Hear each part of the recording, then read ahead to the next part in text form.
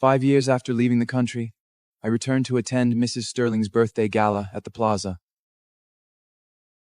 My former fiancée Sierra Sterling, I'd been engaged to since we were 8, pulled out a custom designed Tom Ford tuxedo and proposed to me in front of everyone.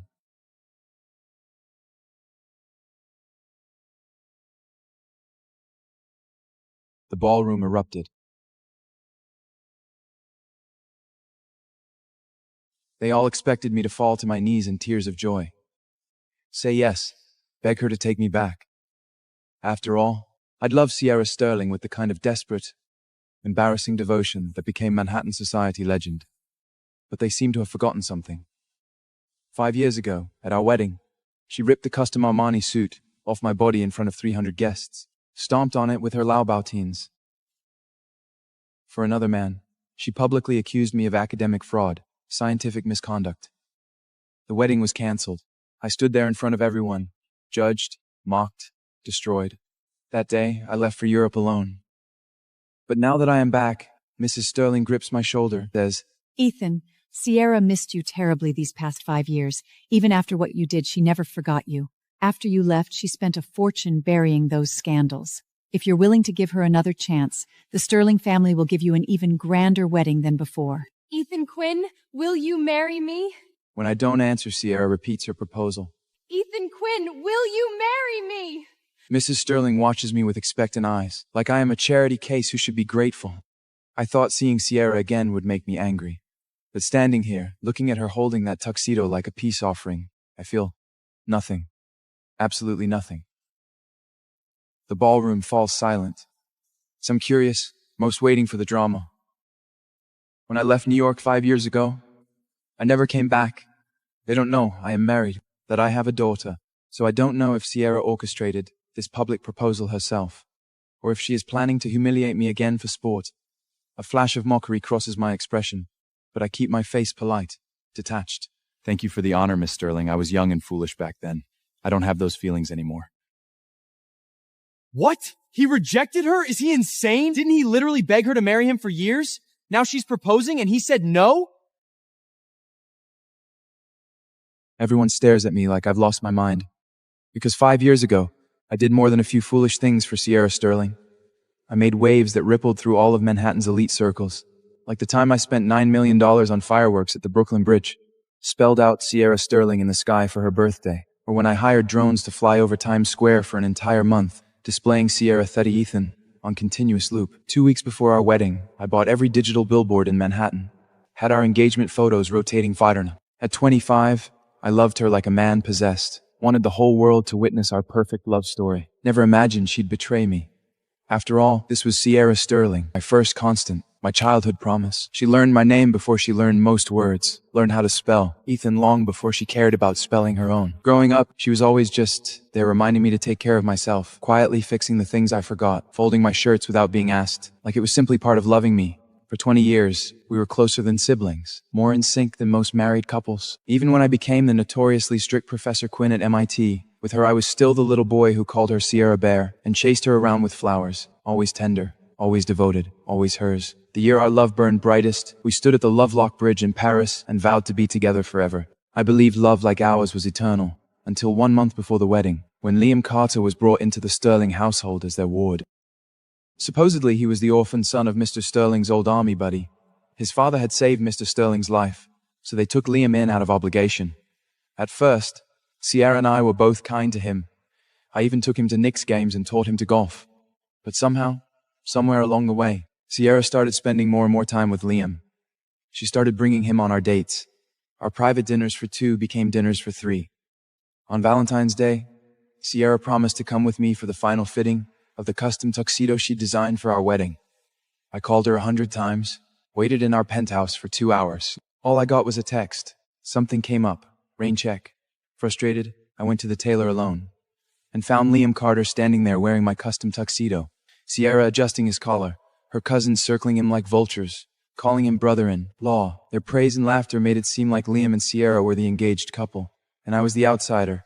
Rage and humiliation burned through me. My vision went red. Do you even remember I'm your fiancé? I demanded, voice shaking.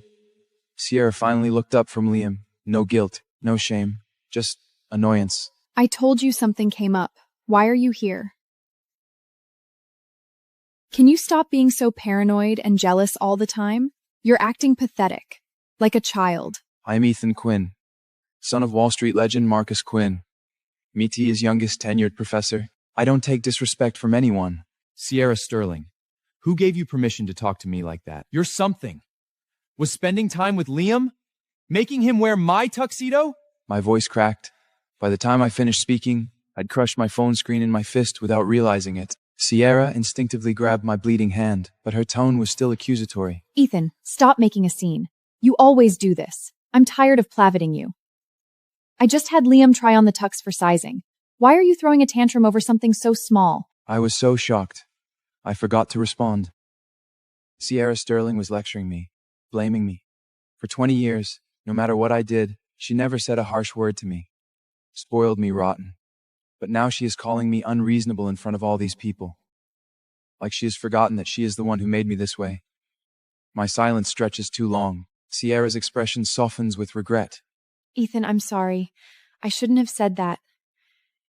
But you accused me without knowing the full story. That hurt. I forced myself to stay calm. Decide to hear her explanation. Then explain. Why did you cancel on me today? Sierra soothes me by squeezing my fingers, kisses my cheek, then launches into her story. Didn't you notice the sapphire cufflinks on the tux came loose? The original technique wasn't securing them properly, so I switched to a new method. I needed a model to test if they'd hold, but my usual model canceled, so I grabbed Liam as a last-minute substitute. Her tone is earnest, gentle. It sounds reasonable. My anger cools. But I am still not satisfied. Then what about your cousins calling him brother-in-law? Oh, Ethan. You're so spoiled. My cousin talking about getting a tux for the brother-in-law, meaning you. You're taking it out of context. She puts on a wounded expression, teasing me with her eyes. I'm already embarrassed about my outburst. Now I just want to grab her hand and leave, but before I can touch her, Liam steps between us. Ethan, this is all my fault. I offered to be Sierra's model. Please, hit me if you want. Just don't be angry at her. Liam stares at me like a kicked puppy. The people around us glare at me like I am a monster. Even Sierra reaches out to comfort Liam while gently suggesting I leave. Later, Liam bought me an expensive watch as an apology. Mrs. Sterling came to our penthouse to explain everything personally. But something felt off. They were apologizing to me. Sure, but their words were laced with protectiveness toward Liam. Sorry, Ethan. Liam's sorry. He just got a little carried away. Ethan, you know Liam is the son of the man who saved my husband's life. His father is gone now, and Liam's alone. We have to take care of him. Sierra nodded along eagerly. Mm-hmm. Exactly, Ethan. Liam's young. We should be looking out for him. Plus, you're about to marry me. You'll be his brother-in-law soon. Why fight with a family? Sierra looked so sincere. I let it go. Sierra smiled, took an emerald ring from a velvet box and slid it onto my finger. There. Is Mr. Quimman done being grumpy now? I felt the warmth of her touch and finally relaxed. I handed her a folder. Sterling Industries wants to expand into tech, right? This is my latest research from MIT. Ethan, I love you. Before I could finish, Sierra threw herself into my arms. Her enthusiasm made me blush. I was so focused on our future together. I didn't realize her love wasn't exclusive, that it was quietly shifting toward Liam Carter.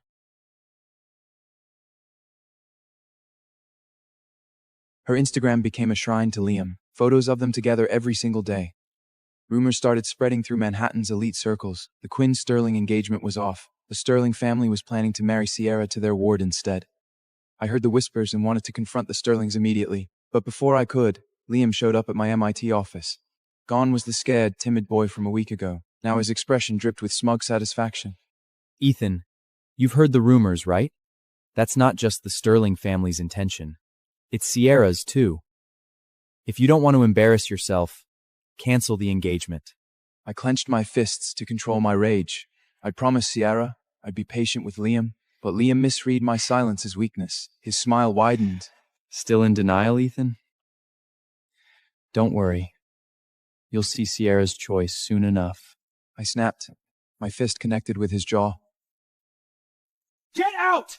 Liam stumbled backward, shocked that I'd actually hit him. He fled.